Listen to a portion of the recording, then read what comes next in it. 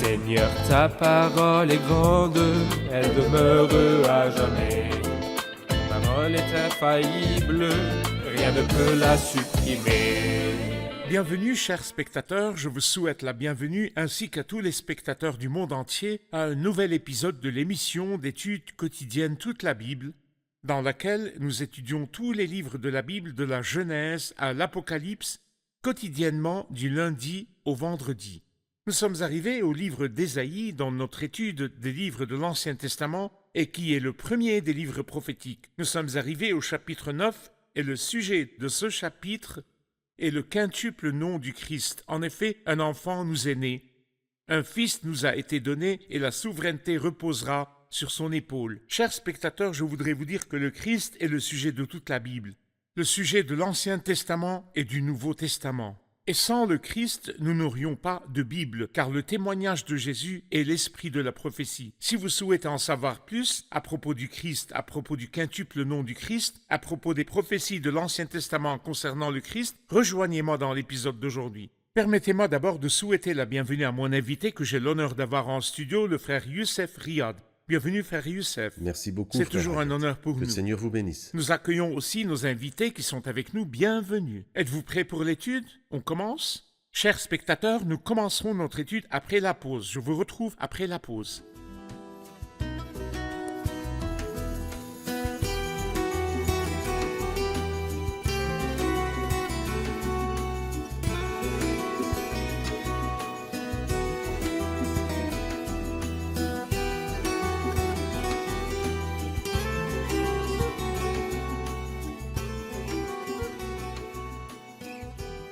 Bienvenue, frère Youssef. À vous de même. Nous sommes arrivés au chapitre 9. Oui. Le chapitre 9 est riche, en fait, et contient beaucoup de choses à étudier, mais nous aimerions connaître de votre part le sujet ou les sujets principaux du chapitre 9.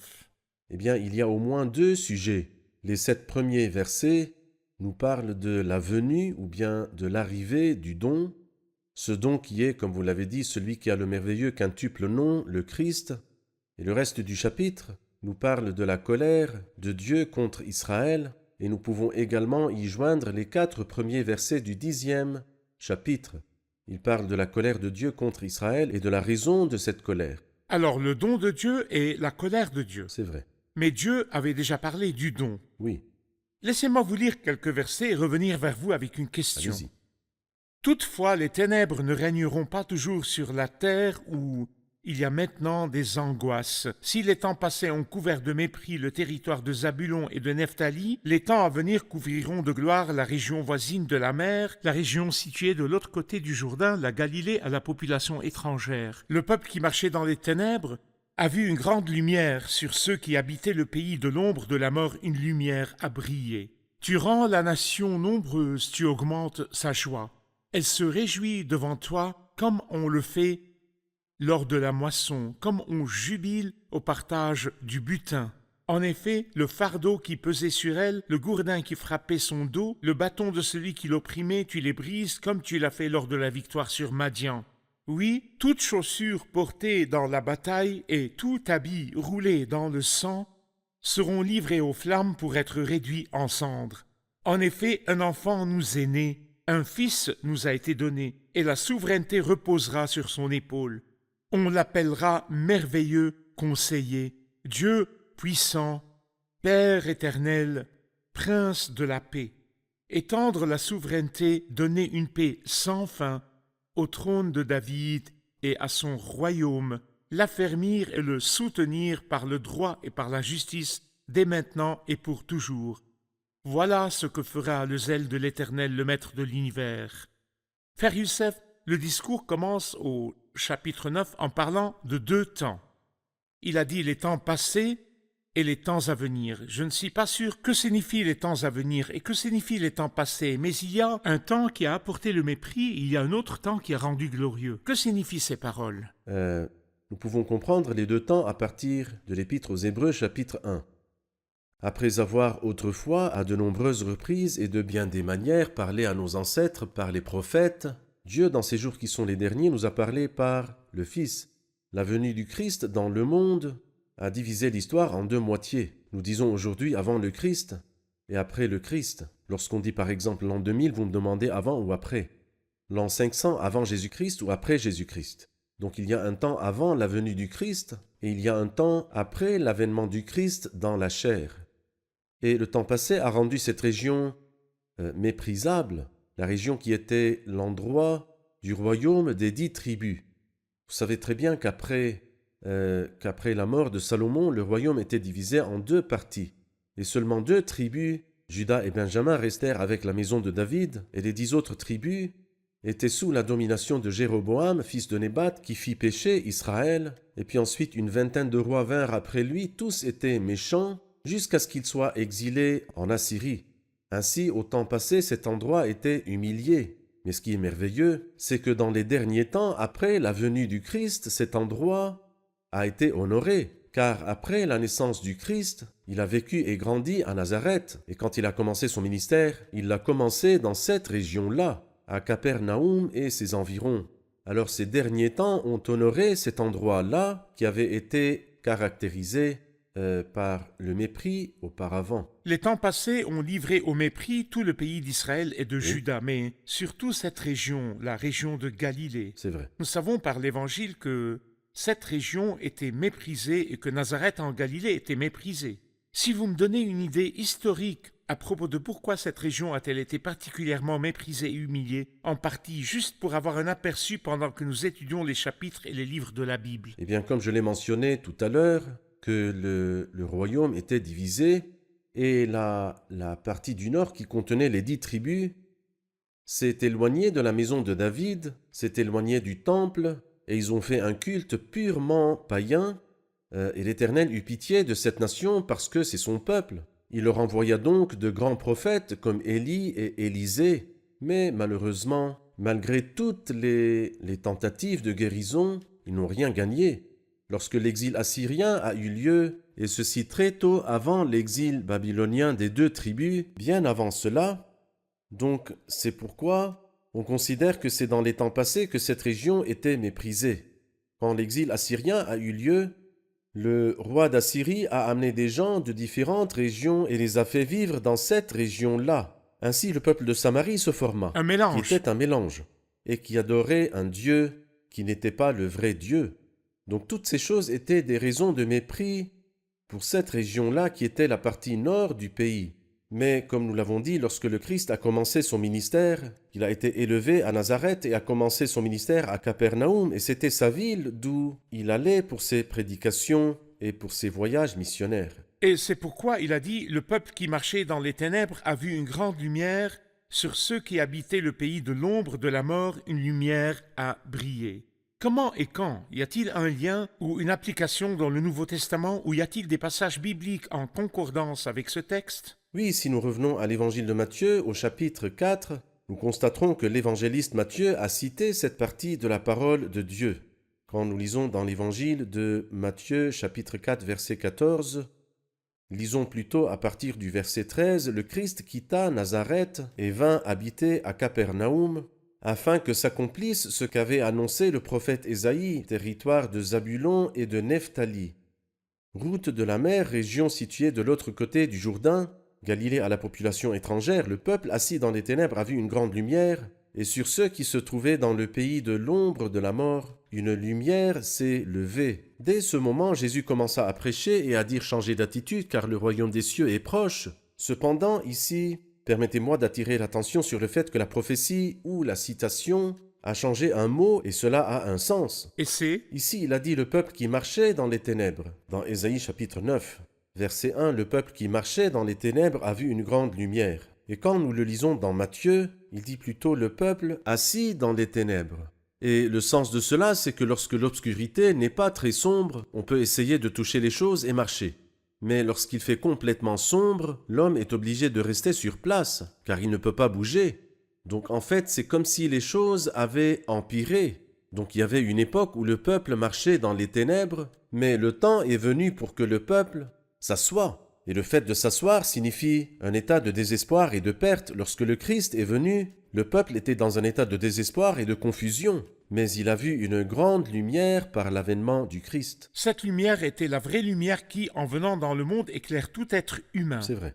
En effet, le peuple assis dans les ténèbres a vu une grande lumière. Il s'agit de la venue du Christ dans cette région. C'est vrai. Nous allons nous tourner vers les invités pour prendre une question. Au verset 2, nous trouvons que les mots joie et se réjouir sont répétés 2 fois. À quel temps cela était lié? Les temps passés ou les temps à venir après le venue du Seigneur Jésus? Oui, au verset 2, tu rends la nation nombreuse, tu augmentes sa joie, elle se réjouit devant toi comme on le fait lors de la moisson. Pourquoi la joie? Et à quoi est-elle liée? Est-elle liée à la venue du Christ ou au temps passé, ou y a-t-il une signification future? Oui, eh bien certainement. Cette partie a une signification future. C'est pourquoi lorsque Matthieu la citait, il n'a pas atteint le verset 2 qui parle de joie. Car en fait, lorsque le Christ est venu, l'état était qu'il n'y avait pas de grande joie parce qu'ils ont rejeté le Christ, et il n'y avait pas de paix car ils ont rejeté le prince de la paix. La vue ici s'étend donc vers l'avenir. Comme nous l'avons dit à la fin du chapitre précédent, nous avons dit qu'il nous parlait de la période de la grande tribulation, dans lequel ils maudiront leur Dieu et leur roi, dans lequel ils iront chez les spirites, qui chuchotent et murmurent. Et le chapitre commence par « Les ténèbres ne régneront pas toujours sur la terre où il y a maintenant des angoisses ». Donc il a parlé ici des gens qui ont de l'angoisse, mais il n'y a pas de ténèbres. Ceci constitue le reste pieux dans la grande tribulation. Il n'y aura pas de ténèbres sur eux, même s'il y aura de l'angoisse. Ensuite, il nous dit au verset 1 qu'il y avait de la lumière. Le peuple qui marchait dans les ténèbres a vu une grande lumière. Au verset 2, pas seulement une grande lumière, mais aussi une grande joie. Cette joie n'est pas encore accomplie, mais s'accomplira certainement dans le futur, lorsque le peuple acceptera le Christ. Ils avaient eu la chance de profiter de la joie s'ils avaient accepté le Christ. Mais quand ils ont rejeté le Christ, il n'y avait pas de joie. Ici, il a aussi parlé d'une grande joie. Tu rends la nation nombreuse, ceci n'est pas accompli. Il a dit tu augmentes sa joie, pas accomplie non plus. Elle se réjouit devant toi comme on le fait lors de la moisson. L'environnement agricole, je veux dire le temps de la récolte, est une saison de joie insolite. La saison des biens. La saison des biens. Donc elle se réjouit devant toi comme on le fait lors de la moisson. Vous trouverez les filles, les enfants, les aînés, tout le peuple chante les chants de la moisson. Comme on se réjouit lors de la moisson et comme on jubile au partage du butin. La bataille est terminée. Et maintenant, nous partageons le butin. Ces paroles ne sont pas encore accomplies. Mais ça sera accompli, comme nous le verrons dans le reste de cette partie-là, dans le futur, lorsque le peuple acceptera le grand don, le grand cadeau, qui est justement le don du Christ. Verset 3. En effet, le fardeau qui pesait sur elle, le gourdin qui frappait son dos, le bâton de celui qui l'opprimait, tu les brises comme tu l'as fait lors de la victoire sur Madian. Qui est l'oppresseur et le propriétaire du gourdin et du bâton? Eh bien, lorsque nous voyons, par exemple, le gourdin qui frappait son dos, si nous revenons au chapitre 10, dans le verset 27, « Ce jour-là, le fardeau qu'il faisait peser sur toi sera retiré, la domination qu'il exerçait sera écartée, brisée, elle laissera place à la bénédiction. » C'est-à-dire à cause du Christ, il parle ici de l'Assyrien. Donc l'Assyrien, en fait, nous savons que le peuple n'aura pas seulement un seul ennemi, il aura en fait 3 ennemis. Le faux prophète et la bête et l'Assyrien. Chacun d'eux suit sa propre voie, mais tous sont contre le reste pieux. Et le reste pieux ne saura pas quoi faire, comme il y aura le terrible Assyrien, et il y aura la bête et le faux prophète. Nous parlons des événements après l'enlèvement, la grande tribulation. Très bien, parfait. Donc c'est ce qui s'accomplira ici quand il dit le fardeau qui pesait sur elle, le gourdin qui frappait son dos, le bâton de celui qui l'opprimait, tu les brises comme tu l'as fait lors de la victoire sur Madian. Et la phrase « comme tu l'as fait lors de la victoire sur Madian » nous amène au chapitre 7 du livre des Juges. Lorsque des gens très peu nombreux, avec beaucoup de simplicité, ont vaincu une très grande armée. Certes, c'est Dieu qui a gagné, en utilisant 300 personnes qui ne peuvent mener qu'un petit combat.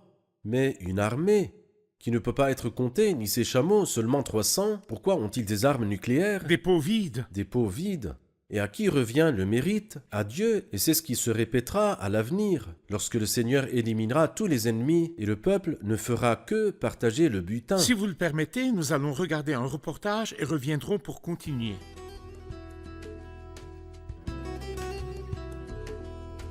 Le quintuple nom d'Emmanuel, selon le livre d'Ésaïe, qui a été mentionné dans le texte, est le suivant.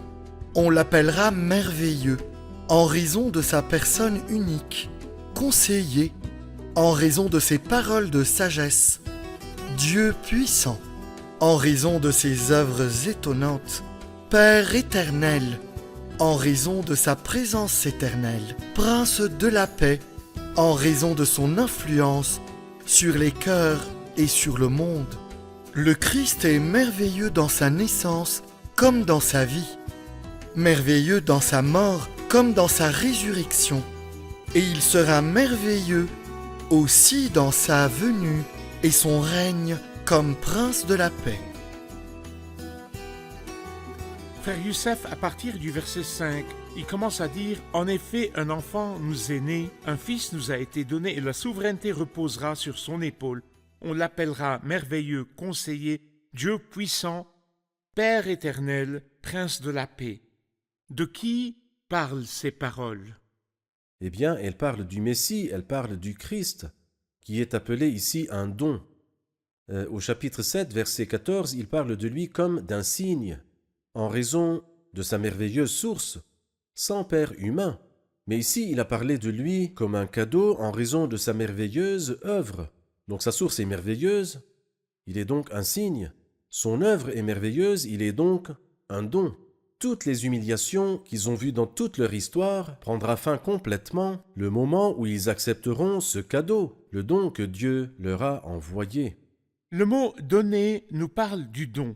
Oui, Les dieux, dans l'esprit des gens, dans tous les domaines, exigent. Oui. Les dieux exigent. Mm. Et les gens veulent donner à ces dieux c'est vrai. pour apaiser leur colère et obtenir satisfaction, mais les dieux l'exigent. Oui. La Bible nous enseigne que Dieu donne.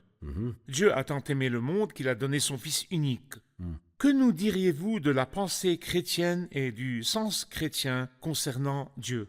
Eh bien, écoutez, frère Ayad, lorsque le Seigneur a rencontré la femme samaritaine qui était de cette région, il lui a dit ces paroles, « Si tu savais quel est le cadeau de Dieu, mais cette femme samaritaine connaît à peine la loi de Dieu. » Et aujourd'hui, il y a des millions de personnes dans le monde entier qui savent à peine que Dieu veut des choses spécifiques, des exigences spécifiques. Et le jour où l'homme répond aux exigences de Dieu, il dira un fardeau qui a été enlevé.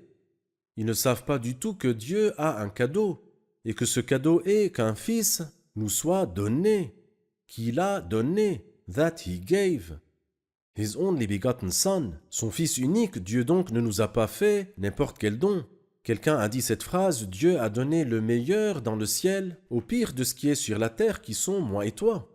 Nous sommes les pires sur terre et Dieu nous a donné ce don merveilleux, ce cadeau dont il a parlé dans 2 Corinthiens 9, dernier verset, le verset 15, que Dieu soit remercié pour son don incomparable. Frère Youssef, alors que nous sommes devant ces paroles et ces noms du Seigneur Jésus-Christ, nous devons nous y arrêter avec tout respect et toute révérence, car ce sont les noms de mon Maître, mon Dieu, mon Sauveur, Oui. le Seigneur Jésus-Christ. Oui. Il dit de lui, un fils nous a été donné, la souveraineté reposera sur son épaule, on l'appellera merveilleux. Arrêtons-nous à ces noms-là, merveilleux, conseiller, Dieu puissant, Père éternel, prince de la paix. Par où voulez-vous commencer, comme vous le souhaitez? La souveraineté reposera sur son épaule, merveilleux, conseiller. Bien, Parlez-nous-en. commençons comme c'est indiqué dans le verset ici, la souveraineté reposera sur son épaule. Une épaule porte le gouvernement du monde.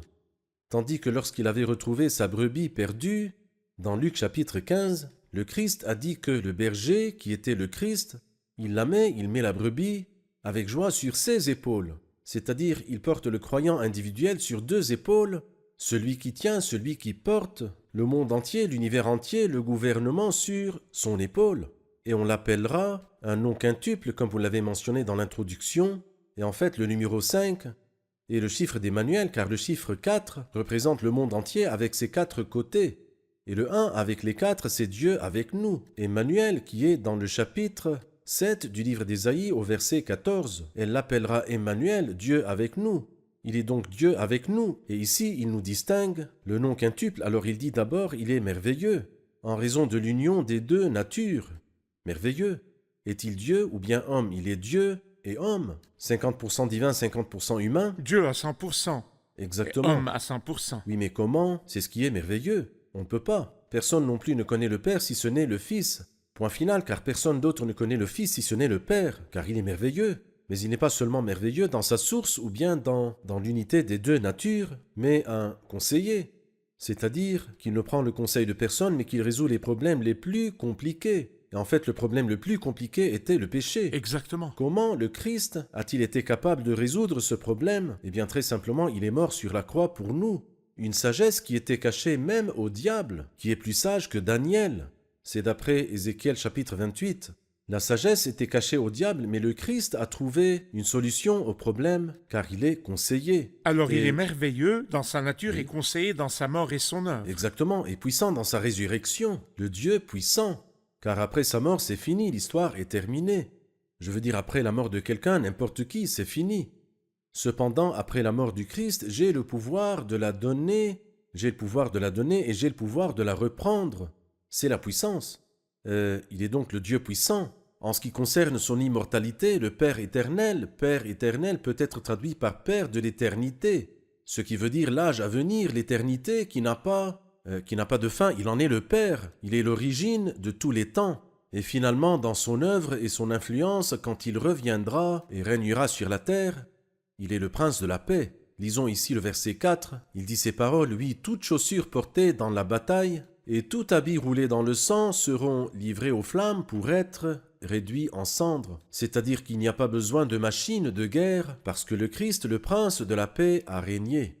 Quand il parlait de ce nom quintuple et l'accroissement de sa souveraineté et que la paix n'aura pas de fin, il a dit voilà ce que fera Le le maître zèle de de l'Éternel, l'univers. le maître de l'univers. Comme si Dieu scellait ses paroles avec le zèle du maître de l'univers. Qu'est-ce que vous y voyez, frère Youssef? Eh bien, je vois que l'homme qui était plein de zèle pour la gloire de Dieu est le Christ. Lorsqu'il dit dans le psaume 69 « Car le zèle de ta maison me dévore, et les injures de ceux qui t'insultent tombent sur moi ». Pourquoi le Christ est-il allé à la croix? Parce qu'il est zélé pour la gloire de Dieu, il veut lui rendre les honneurs de sa gloire. Et en fait, ce qui a fait cela, c'est comme si Dieu, et je le dis avec tout le respect dû, c'est comme si Dieu lui était redevable de l'honorer et de le glorifier à l'endroit même où il a vu sa honte. Ainsi le Christ sera honoré de tous les hommes, et pas juste de la part des croyants, afin qu'au nom de Jésus chacun plie le genou où? Dans le ciel, sur la terre et sous la terre, et que toute langue reconnaisse, que l'homme le veuille ou ne le veuille pas. Tout le monde reconnaîtra que Jésus-Christ est Seigneur, À la gloire de Dieu le Père, et ce qui va faire cela, c'est le zèle de l'Éternel, le Maître de l'univers. D'accord, c'est vrai. Certainement, les invités ont eu une question dans cette partie relative au quintuple nom. Nous répondrons à cette dernière question, puis terminerons l'épisode. Pourquoi a-t-il dit dès maintenant et pour toujours? Que signifie maintenant? Quel est ce temps-là?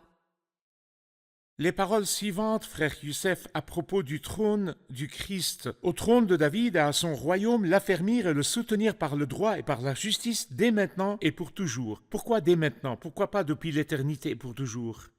Eh bien, le royaume de David n'est pas lié à l'éternité. Le choix de l'Église est éternel avant la fondation du monde. Mais le choix de David n'était pas depuis l'éternité et le trône de David n'était pas depuis l'éternité. Mais lorsque le Christ était né, et lorsque l'ange Gabriel prophétisa ou annonça la bonne nouvelle à la bienheureuse Vierge Marie, il dit « Le Seigneur Dieu lui donnera le trône de David, son ancêtre. Il régnera sur la famille de Jacob éternellement. » Et il poursuit. Alors donc ces paroles, même que l'ange a prononcées, n'étaient pas que des rêves vides. Elles doivent être accomplies. Et alors qui va accomplir ces paroles? Le zèle de l'Éternel, le Maître de l'univers. Dès maintenant, à partir du moment où le Christ vient pour prendre en possession le royaume, et pour toujours. L'Éternel, le Maître de l'univers, le fera. Merci, frère Youssef. Nous sommes arrivés à la fin de l'épisode. Nous continuerons au chapitre 9 et 10 dans le prochain épisode. Nous ferons un résumé de l'épisode avec les invités.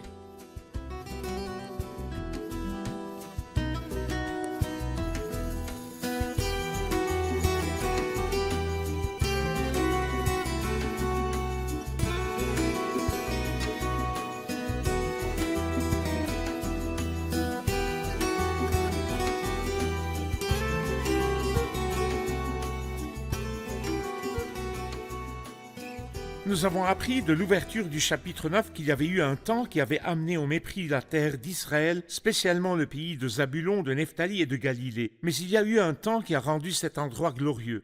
Nous aimerions savoir quel est le temps passé et le temps à venir. Nous comprenons cela dans Hébreux 1 qui dit « Après avoir autrefois parlé à nos ancêtres par les prophètes ». Ce temps passé est la période du royaume depuis sa création jusqu'à sa division. Il y avait du mépris parce qu'ils n'adoraient pas Dieu et souillaient cette région-là. Le temps à venir est depuis la naissance du Christ. Le Seigneur a choisi d'avoir son ministère à Nazareth, à Capernaum, afin que le même endroit qui le méprisait le glorifie maintenant. Le Seigneur voulait parler d'un don et la Bible dit à propos de la venue du Christ, en effet, un enfant nous est né, un fils nous a été donné, et la souveraineté reposera sur son épaule. On l'appellera merveilleux, conseiller, Dieu puissant, Père, éternel, prince de la paix. Ce nom quintuple à propos du Christ, que nous apprend-il, par exemple, au début merveilleux? Que nous dit merveilleux?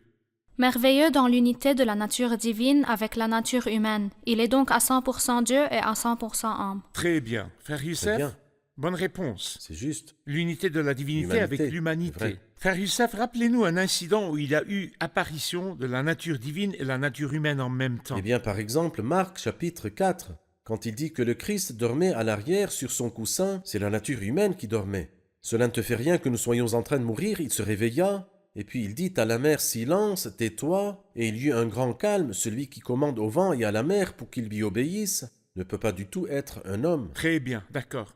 On l'appellera merveilleux conseiller. De quoi nous parle le conseiller? Conseiller signifie que c'est lui qui a pu trouver une solution au péché. Il a trouvé une solution au plus grand problème de l'homme qui est le péché. Il l'a résolu, le Dieu puissant Jésus-Christ. Merveilleux conseiller. Merveilleux dans sa nature, conseiller dans sa mort. Un Dieu puissant apparaît où? Sa puissance apparaît dans sa résurrection. Il dit « J'ai le pouvoir de la donner et j'ai le pouvoir de la reprendre. » Très bien. Père éternel, où est-ce que cela est apparu? Frère Ratef? Il est le Père de l'éternité qui n'a pas de fin, c'est-à-dire de l'immortalité. La vie continue et l'immortalité. Très bien. Père éternel et prince de la paix. Que nous dit le prince de la paix? Le prince de la paix, c'est sa position à la fin. Au temps du royaume millénaire, il sera le prince de la paix sur toute la terre. Son influence dans le royaume millénaire fera que la paix prévaudra sur la terre. Parfait. Une note sur Très bien. 10? Non, c'est 100%. Alors c'est sûr qu'ils veulent des cadeaux. Ce groupe mérite des cadeaux. Il le mérite. Mais en fait, je pense que notre plaisir et notre compréhension de la parole de Dieu sont le plus grand cadeau qu'un croyant puisse recevoir. C'est vrai, un grand trésor, C'est en juste. fait, et tant de Absolument. richesses. Que Dieu vous bénisse.